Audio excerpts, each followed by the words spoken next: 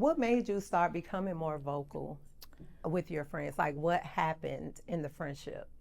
I think I just got tired. I got sick and tired of just because they always need it. I got sick and tired of just not saying anything. Right. And the one time that I called, I'll tell you when it happened. I called one of them to vent about one of them in the circle, and it was brushed off. Ah. But you called me to vent about the same person, and I just listened, or I try to put it together. But the minute that I began to vent, it became like, oh, just go talk to her. And I'm like, but you don't ever do that. You always come talk to me. So in that moment, I learned that, oh, you're the strong friend. You're not allowed to feel no kind of way. Right.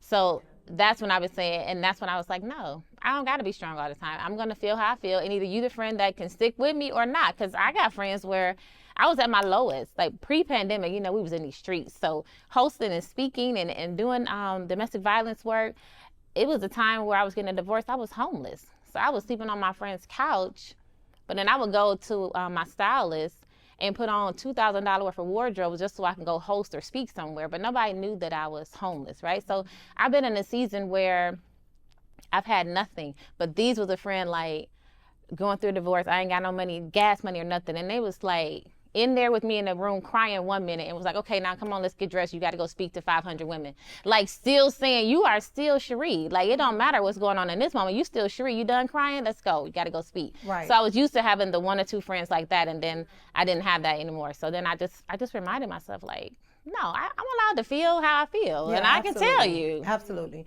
And the thing is this. In friendships, you have ups and downs, and you have seasons, and you have levels to friendships too. The thing is that if anybody say that they're your friend and they can't accept you saying, hey, listen, I didn't like the way that made me feel, that's just not to stop. Like, I think the thing is, you got to be able to communicate. Your needs, You have, your wants, so if your we're hurts. friends for 2-3 years, and for the last 2 years you've been dealing with some things that you haven't shared, if you decide on the 3rd year to start being vocal, who am I to tell you that's a problem? My thing is, friend, I see you, girl. Girl, you listen, you speaking your mind, honey. You ain't let nobody do nothing, honey. You keeping us in order. That's just what it should be. And if anybody takes that and, again, weaponizes it and make you feel bad for speaking up, that's just not the space for you. And It's just not. any true friend would not be upset when you show up for you. Correct.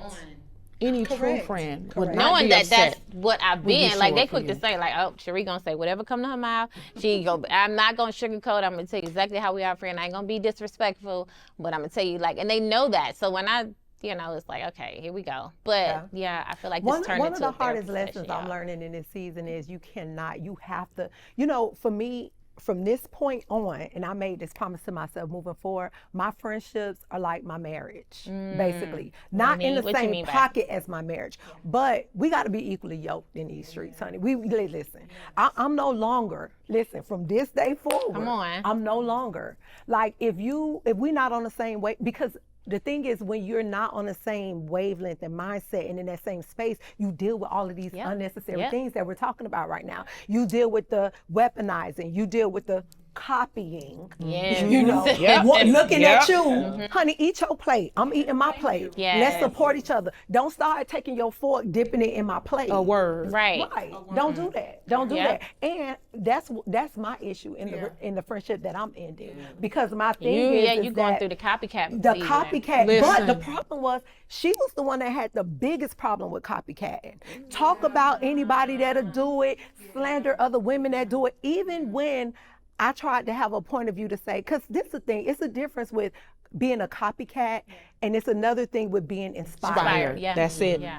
Yep. Right? And it feels different when you're in that space with a friend. It feels different when somebody's inspired by you, because there's certain conversations that we have, They're gonna be more supportive, more collaborative, supportive. right. And you know what, sis? I'm thinking about doing this in this space. And I know this is your lane, but what do you Right. think about this? Yeah. How can I learn and grow in this space? That's inspiration. But honey, when people start moving behind your back and playing, and then when you call them out and they sit and lie and play in your face, it's a no for me. Yeah. It's It's a an no for me. automatic no. And it constantly reminds me, Margot, listen, you had no business.